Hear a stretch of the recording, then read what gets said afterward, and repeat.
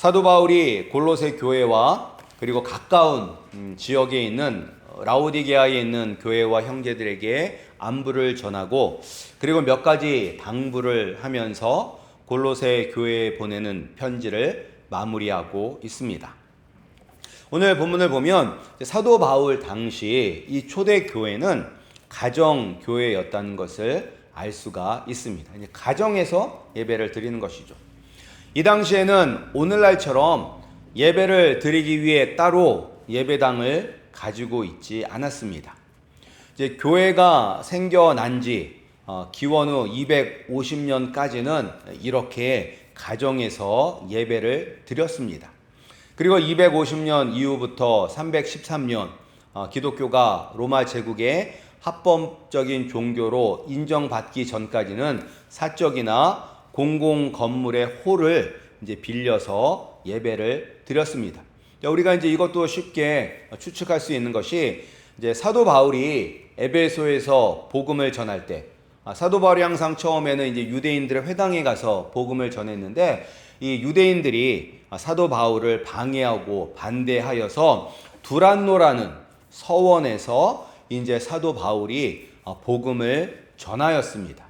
그러니까 이 두란노라는 서원을 빌려서 복음을 전한 것처럼 이제 교회가 점점 커지자 사람들이 이러한 공공 장소를 빌려서 예배를 드리게 되었고, 그리고 오늘날처럼 예배만을 위하여 따로 구별된 건물에서 예배를 드리게 된 것은 313년 기독교가 로마 제국에서 합법적인 종교로 공인이 된 이유입니다. 이 사도 바울 때에는 다 가정에서 예배를 드렸습니다. 이때 가정에서 예배를 드렸기 때문에 자기의 집을 오픈하는 사람이 있습니다. 그런데 이제 예수님이 사역하실 때에도 자신의 집을 오픈한 사람이 있죠. 바로 마가 복음을 쓴 마가의 어머니 마리아입니다. 이제 예수님께서 이제 잡히시기 전날 밤에 이제 유월절 만찬을 하셨는데 그 유월절 만찬을 했던 다락방이 이 마가의 어머니의 집이었습니다. 그리고 예수님께서 부활하시고 승천하시면서 이제 성령이 오니까 너희들이 모여서 기도해라 라고 해서 제자들과 사도들과 제자들이 함께 모여서 기도했던 다락방도 이 마가의 다락방이었습니다. 그리고 바울이 제2차 선교 여행을 할 때 복음을 원래는 오늘날의 터키 북쪽으로 복음을 전하려고 했는데 하나님께서 막으셨죠. 막으신 다음에 꿈속에서 환상을 보여주셨습니다. 어떤 환상이냐면 마게도니아 사람들이 환상 속에서 나타나서 우리에게 오라라는 그런 환상을 보게 됩니다. 그래서 사도 바울이 이제 마게도니아 그리스 지역으로 복음을 전파함으로 말미암아 유럽으로 복음이 퍼지게 됩니다.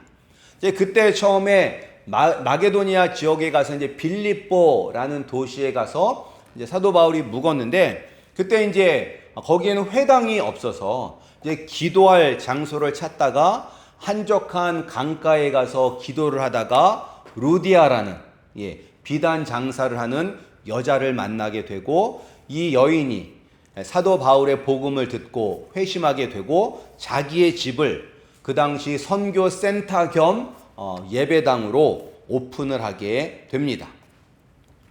이처럼 초대교회 때는 자신의 집을 오픈한 그 사람의 집이 교회가 됩니다.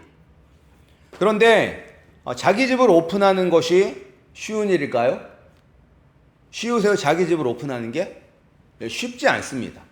다른 사람들이 우리의 집에 오면 청소도 해야 되고 뭐 다과도 간단한 다과도 준비하는 것도 뭐 이렇게 스트레스를 받고 그리고 자기 집에 와서 집안을 둘러보면서 이 집은 어떻네 뭐 이렇게 얘기할까봐 그런 걱정이 되기도 하고 그리고 우리 집에 사람들이 오는 것 자체에 스트레스를 받는 분들도 있습니다. 따라서 자신의 집을 오픈하는 것도 믿음이 필요합니다. 초대교회 때 자신의 집을 예배당으로 오픈했던 사람들은 교회를 위해서 헌신하는 큰 섬김과 믿음이 있었던 사람들입니다. 정말로 예수님을 만나고 예수님을 사랑하지 않고서는 할 수 없는 그런 사역이 자신의 집을 오픈한 것입니다. 지금 우리 교회가 아직까지는 소그룹으로 함께 모여 예배하거나 말씀을 나누는 일을 하지 못하고 있는데, 곧 소그룹으로 모여 삶을 나누는 공동체들이 생겨나기를 소원합니다. 그때 주님을 사랑하는 마음으로 자신의 집을 오픈하시는 믿음의 성도들이 다 되시기를 주님의 이름으로 축복합니다. 그리고 사도 바울은 라우디게아 교회 형제들과 자신의 집을 예배의 처소로 사용하도록 드린 이 노바에게 안부를 전하고, 그리고 골로새에 전하는 편지와 라우디게아 교회에 보낸 편지를 서로 바꾸어서 읽을 것을 권하고 있습니다. 이 초대교회 당시에도 이미 구약 성경은 정해져 있었습니다. 이것이 구약 성경이다 라고 해서 구약의 37권은 완성이 되어 있었습니다.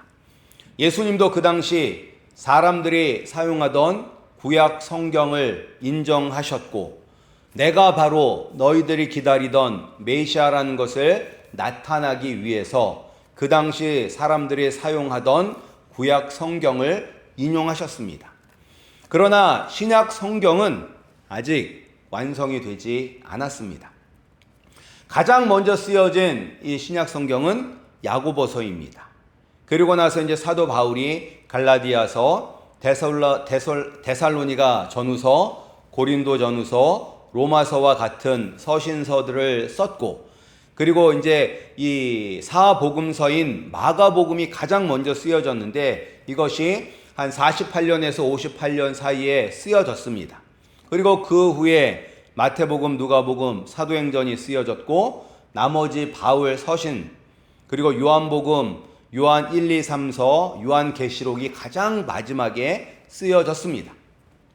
그래서 이때는 아직 신약 성경이 완성이 되지 않았기 때문에 사도들의 편지가 권위가 있는 말씀으로 인정되었습니다. 그리고 이때는 책이 아주 귀한 시대죠.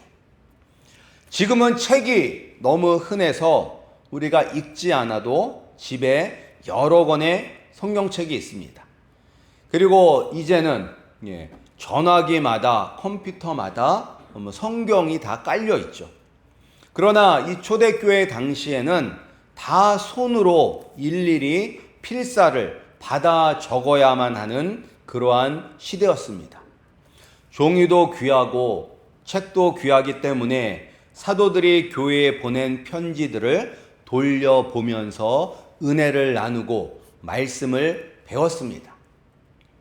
이 당시 초대교회 성도들은 얼마나 이 사도들의 편지를 열심히 읽었을까요?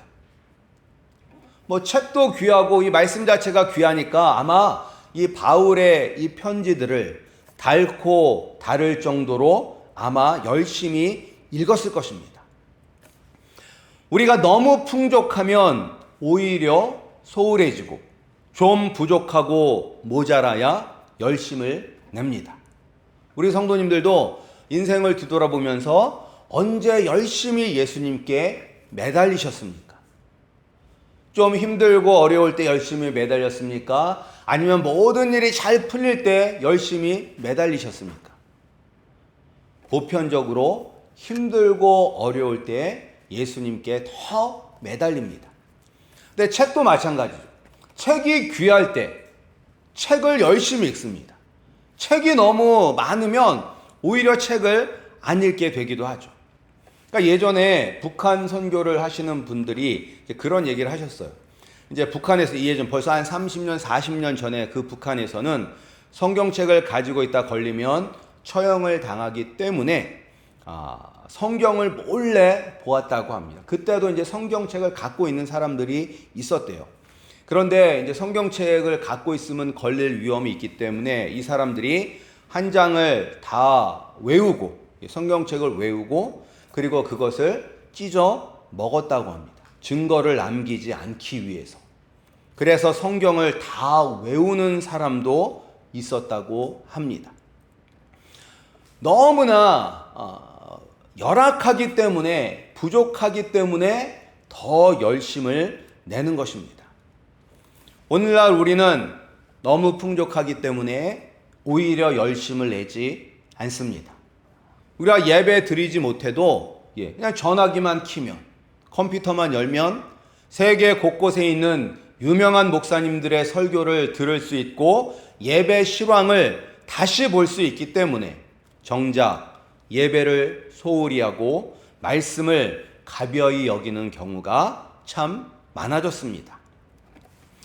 말씀을 귀하게 여기시는 우리 성도님들이 되시기를 소원합니다. 우리를 구원하는 믿음은 말씀을 들음으로 나게 됩니다. 그리고 말씀은 예배 가운데 해석이 되고 선포됩니다. 말씀과 예배를 귀하게 여기고 마음과 뜻과 정성을 다해서 사랑하시는 우리 성도님들이 되기를 소원합니다.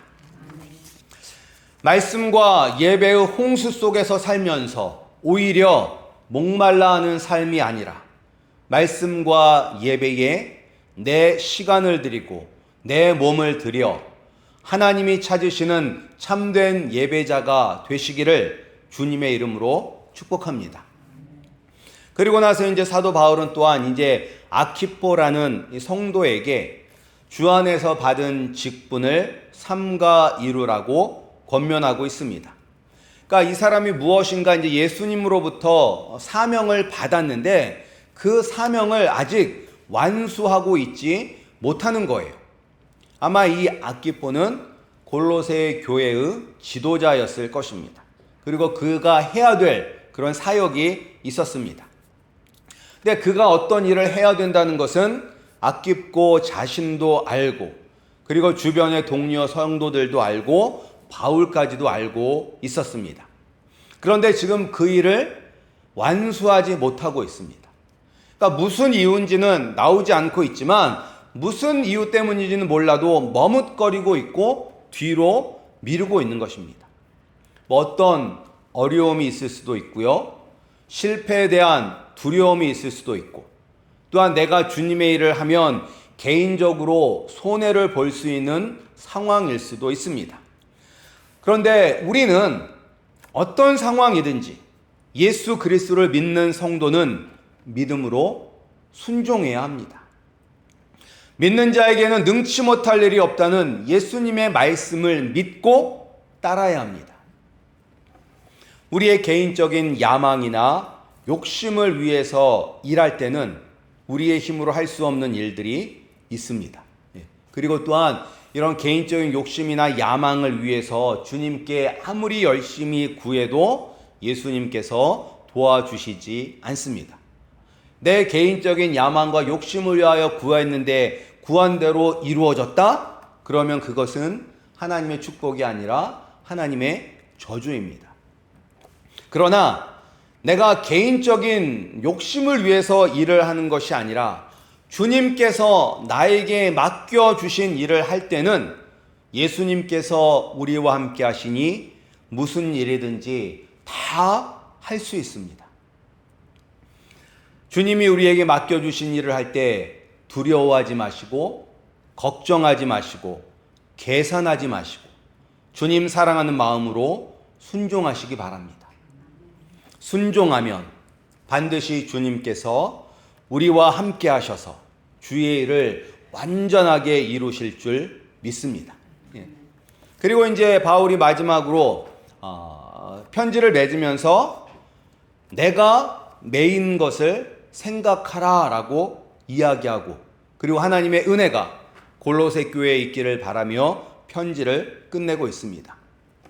그런데 왜 바울이 내가 지금 감옥에 갇혀 있는 것을 생각하라, 내가 지금 감옥에 갇혀 있는 것을 기억하라 라는 말을 이 편지의 맨 마지막에 썼을까요?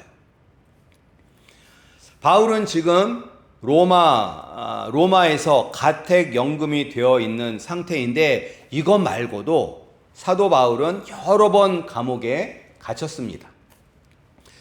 그래서 우리가 잘 알고 있는 것처럼 사도행전 16장을 보면 이제 이 빌립보에서 루디아를 만나고 루디아의 집에서 이제 말씀을 선포할 때 그때 이제 그곳에서 귀신 들린 여종이 계속 사도 바울을 따라오면서 귀찮게 해서 그 귀신을 쫓아버립니다. 그런데 그 일 때문에 감옥에 잡혀가서 심하게 매맞고 빌립보 감옥에 갇히는 그런 경험을 합니다.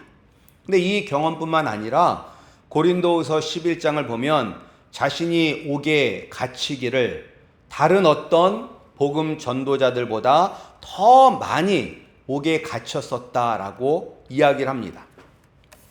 그런데 이렇게 감옥에 갇히는 것이, 감옥에 사로잡히는 것이 무슨 자랑거리가 되고 골로새 교회를 비롯한 다른 교회에 위로가 되고 힘이 된다고 자신이 감옥에 갇혀 있는 것을 기억하라고 편지에 쓴 것일까요? 먼저 우리가 알아야 되는 것, 감옥에 갇히는 고난도 하나님의 부르심의 일부분입니다. 고난도 하나님의 부르심의 일부분이다. 하나님이 우리를 부르실 때 항상 좋은 일만 생기는 것은 아닙니다. 예수님을 믿고 우리의 모든 죄에서 용서를 받고 하나님의 자녀가 되면 사단 마귀의 본격적인 공격을 받게 됩니다. 이 공격은 세상의 유혹과 세상의 핍박의 형태로 올 때가 많죠. 근데 왜 우리를 공격하느냐? 우리는 세상에 속한 사람이 아니라 하늘에 속한 사람이기 때문입니다. 세상은 자신과 다른 깨끗하고 거룩한 것을 미워합니다. 우리가 다 더러운 옷을 입고 있는데 한 사람만 깨끗한 옷을 입고 있다면 어떤 생각을 하십니까? 다 더럽고 지저분한데 한 사람만 깨끗한 옷을 입고 있어요. 어떤 생각? 우리는 다 더러운데 저 사람은 깨끗하니까 저 사람이 더러워지지 않도록 우리 지켜주자라는 생각을 할까요? 아니면 야, 저 옷도 더럽혀 이렇게 막 가서 막 손으로 막 묻히고 해서 그렇게 할까요? 어느 게 더 인간의 그 본성에 합한 행동일까요? 깨끗함을 유지하는 것? 아니면 같이 더러워지는 것? 같이 더러워지는 것. 너 죽고 나 죽자. 왜 너만 깨끗한 옷을 입고 있느냐? 너도 더러운 옷을 입어야 된다. 이게 우리가 세상과 다른 구별된 사람이기 때문에 세상이 우리를 공격하는 이유입니다. 그런데 우리가 세상과 구별이 되면 반드시 고난을 받게 됩니다. 사도행전 9장을 보면 사도 바울이 다메섹이라는 도시로 예수님을 믿는 성도를 잡으려고 가는 도중에 예수님을 만나게 됩니다. 그리고 그때 일시적으로 눈이 멀게 되죠. 그리고 다메섹으로 가 산 집에 거하게 되는데 그때 예수님께서 환상 중에 아나니아라는 이 성도에게 나타나셔서 바울에게 안수하여 다시 보게 하라라고 말씀하십니다.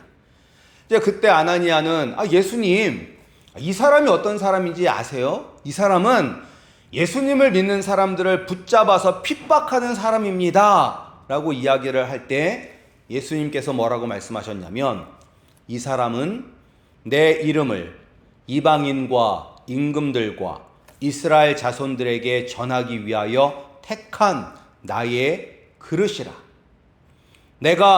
그가 내 이름을 위하여 얼마나 고난을 받아야 할 것을 내가 그에게 보이리라 라고 말씀하셨어요. 사도 바울은 이스라엘 백성들과 이방인을 위하여 택한 귀한 그릇인데 예수 그리스도의 이름을 위하여 고난을 받아야 된다라고 말씀하고 있습니다. 하나님의 부르심을 받은 사람들, 성도들은 이처럼 세상이 주는 어려움을 경험할 수밖에 없습니다. 그런데 이런 고난, 이렇게 감옥에 갇히는 것이 하나님의 능력과 은혜를 경험하는 축복이 됩니다. 바울은 매맞고 빌립보 감옥에 갇혔을 때 빌립보 간수와 그 온 집을 구원하시는 하나님의 능력과 은혜를 경험하게 됩니다. 믿음의 성도들은 자신의 연약함을 통해서 하나님의 능력을 경험하게 됩니다. 우리가 언제 예수님 앞에 부르짖습니까? 나의 연약함을 깨닫고 내 힘으로 해결할 수 없는 어려움을 만났을 때 예수님 앞에 간절히 부르짖지 않습니까? 그리고 그때 주의 은혜와 능력을 경험하게 됩니다. 근데 우리만 그런 것이 아니라 성경에 나오는 모든 인물들도 마찬가지예요. 고린도후서 12장을 보면 사도 바울이 육체의 가시, 곧 사탄의 사자를 하나님이 주셨다고 이야기합니다. 그래서 아마 이 육체의 가시는 어떤 육신의 질병이 아닐까라고 추측을 하죠. 그러나 하여튼간 이 육신의 가시가 사도 바울에게 너무나 괴로운 거예요. 그래서 사도 바울이 3번이나 간절히 이 문제를 해결해 주실 것을 기도했습니다. 사도 바울처럼 성령 충만한 사람이 하나님께 기도할 때 얼마나 간절하게 기도하셨을까요? 그리고 소위 세상이 얘기하는 영빨이 얼마나 세셨을까요? 사도 바울이. 우리랑은 비교할 수 없을 정도로 세상 말로 영빨이 세셨을 거예요. 3번이나 간절히 기도했습니다. 하나님이 들어주셨나요? 들어주시지 아니하셨습니다. 오히려 이렇게 말씀하셨어요. 나에게 이르시기를 내 은혜가 내게 족하도다. 이는 내 능력이 약한 데서 온전하여 짐이라 하신지라. 그러므로 도리어 크게 기뻐함으로 나의 여러 약한 것들에 대하여 자랑하리니 이는 그리스도의 능력이 내게 머물게 하려 함이라. 아멘. 바울이 예수님을 위하여 큰 일을 할 수 있었던 것은 그가 연약한 사람이었기 때문입니다. 그가 연약하기에 예수님을 의지하여 예수님의 능력으로 일했기 때문에 큰 일을 할 수 있었던 것입니다. 비록 감옥에 갇혀 있지만 감옥에 있음에도 예수님이 자신을 통해 일하고 계시는 것을 모든 교회가 다 볼 수 있었습니다. 바울도 골로새서에서 골로새 교회를 위해서 내가 지금 갇혀 있다라고 이야기하고, 그리고 이 감옥에서도 그리스도의 비밀을 전할 수 있도록 나를 위하여 기도해 달라고 요청합니다. 감옥에 갇힌 것은 실패가 아닙니다. 감옥에 갇힌 것이 오히려 하나님의 능력과 은혜를 경험하는 축복의 자리라는 것을 골로새 교회 성도들이 알기 때문에 내가 매인 것을 기억하고 너희도 어려운 일을 당하고 낙심하고 근심하지 말고 오히려 하나님의 능력과 은혜를 경험하는 축복으로 알고 기뻐하고 감사라는 격려의 말입니다. 우리 성도님들도 지금 어려움에 직면해 계십니까? 이 어려움을 해결할 수 없는 나의 연약함 때문에 괴로워하십니까? 나의 연약함이 바로 그리스도의 큰 능력을 경험할 수 있는 축복의 기회입니다. 예수님을 바라보시기 바랍니다. 예수님께서 자신의 연약함을 고백하고 예수님의 도우심을 구하시기 바랍니다. 그러면 나를 위해 일하시는 주의 능력을 보게 될 것입니다. 사도 바울이 내가 매인 것을 생각하라고 했던 것처럼 우리를 위하여 죽으신 예수님을 기억하시기 바랍니다. 예수님의 죽으심으로 우리가 새 생명을 얻었고 천국을 소유한 사람들이 되었습니다. 그리고 이 모든 것이 하나님의 은혜임을 깨달아 항상 주님과 동행하시는 우리 성도님들이 되시기를 주님의 이름으로 축복합니다. 기도하겠습니다.